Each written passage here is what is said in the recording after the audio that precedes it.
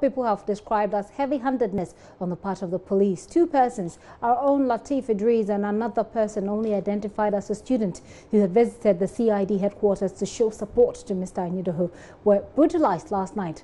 Latif Idris is having to spend another day in hospital for further medical examination after he suffered those brutalities at the hands of some armed policemen at the CID headquarters last night. Currently on his hospital bed with a bit of a swollen face and a stiffened neck, Latif Idris manages a few words when we checked up on him this morning.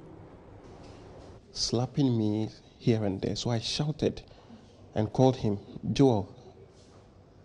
Joel, he came and I asked him to start filming. He raised his camera and he started doing something. Some of them also pounced on him and pulled him away. So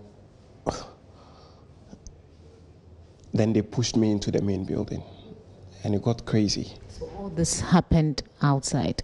Yeah. Outside there? What I narrated happened outside in front of the main CID headquarters. Then they pushed me into the main compound and it was nasty. They were just joining in numbers. Whoever comes, slaps, hits me, kick me with the foot. Were they questioning you? What? I kept telling the one who was leading this whole thing that, can you ask the guy who started this whole thing what I've done to him, what crime I've committed? They wouldn't.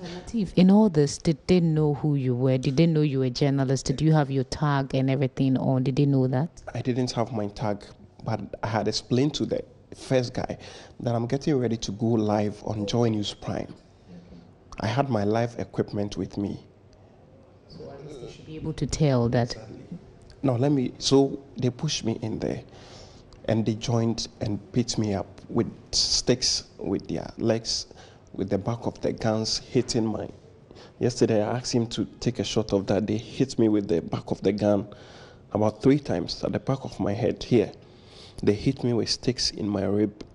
What kind of sticks? Is it a baton they were holding on? This one is just ordinary stick. One of them he was just hitting it here. Those who were hitting me with their legs were doing it. Those who were slapping me from left, right, center. You can't tell how many these police officers were? There were about 10 of them.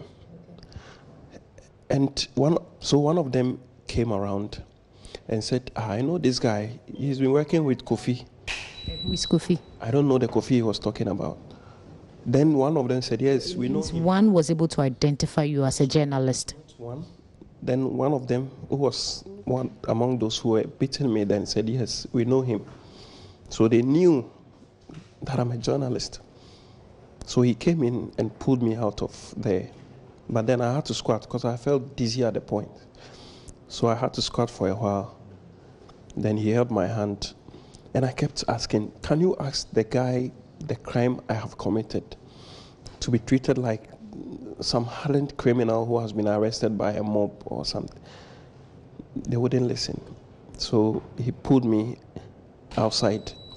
When we got at the main gate, he pushed me and asked me to leave. So I feel the pains in my head because that's where they used the butt of the gun to hit, and my rib, and in my right leg and my chest.